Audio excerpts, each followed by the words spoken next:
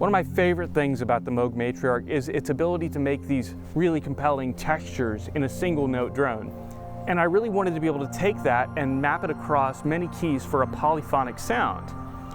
The problem with that is that for every note you add, you're multiplying the modulation, and the sound can get chaotic really fast. So what I decided that I needed to do was to pair each one of those texture sounds with a fundamental sound.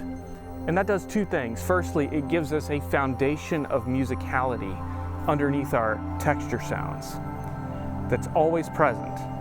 Secondly, it allows us to mix the levels of those two sounds respective to each other, so that at any time during live performance, we can determine just how much chaos is appropriate. Let's get back to it. Hello and welcome to the semi-oddular patching studio. Big thank you to Rodrigo and the crew for getting this set up for us today. So today I'm here with the Moog Matriarch, which is a super cool analog synthesizer from Moog, and my plan today is to make some really nice sounds that you can download and use either in your Nord Stage 3, which is where I will be using these sounds, or in any other kind of sampler that you may want to. We're going to create both some really cool textures and also some really fundamental sounds that will form the foundation of a lot of the patches that I'll ultimately be putting together for live performance.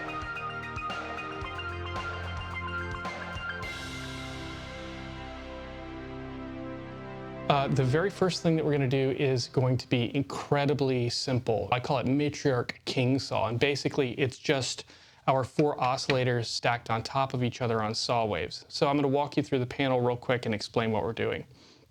So we're not going to be using any modulation for this. We'll get into that later. We're not going to be using any attenuators. We're not going to be using any mult bays. We've got all 4 of our oscillators tuned to the same octave, tuned to the same pitch, and they're all set to saw wave. I'm going to bring all of our oscillators up to 12 o'clock. So they're stacked on top of each other. Any more than 12 o'clock and they're going to start to overdrive, which can be really cool, but that's not what we're going for here. Over in our filter section, I've got the resonance turned down all the way on both of our resonances. I've set the filter to stereo low pass. Spacing is at 12 o'clock. Envelope amount I'm going to bring to 12 o'clock, even though I don't even have any envelope brought in here. And I'm going to take keyboard tracking to 12 o'clock so that it does not modify the cutoff, whether we're low or high on the keyboard. And I've got our filter cutoff wide open. That's important because this is a subtractive synthesizer, which means that from the oscillators, anything you do from here on out is actually taking away from the sound.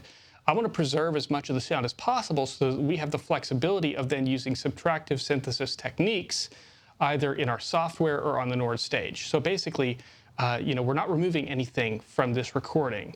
And then when we play it back, we'll have the flexibility of removing from it, sculpting it to our needs. So we're not doing anything with this section right here or our other LFO. We don't have anything going on with the envelope generators, and we're not using the stereo delay. So that's a whole lot of nothing, but we've got a pretty powerful sound here. I'm gonna start recording this. And let me walk you through my methodology here a little bit. I'm going to be recording 3 notes per octave: C, E, and G sharp or A flat. The reason I'm recording these 3 notes is that they're equidistant from each other. So we got C, 1, 2, 3, 4 to E, and then from E, 1, 2, 3, 4 to our G sharp or A flat.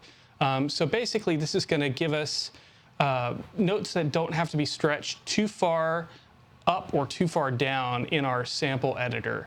Any key that you hit wherever you end up playing this sound, you're going to be playing samples that are pretty close to where they were actually recorded, which should help to maintain some of the authentic character of these sounds. So I'm going to go ahead and get started here.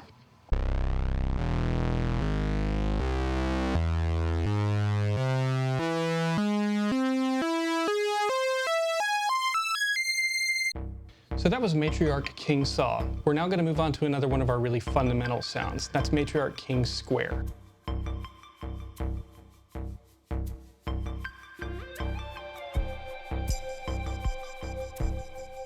So basically, I'm just going to take all these oscillators, switch them over to square, and we're ready to go. So this is just another fundamental sound, another starting point for your patches when you build them in your sampler or on the Nord later on. Let's get going.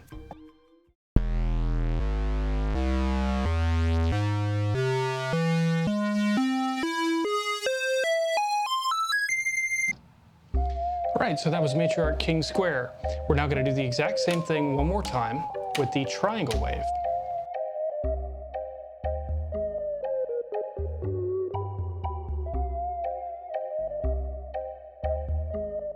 Which is a really kind of almost flute-like fundamental sound.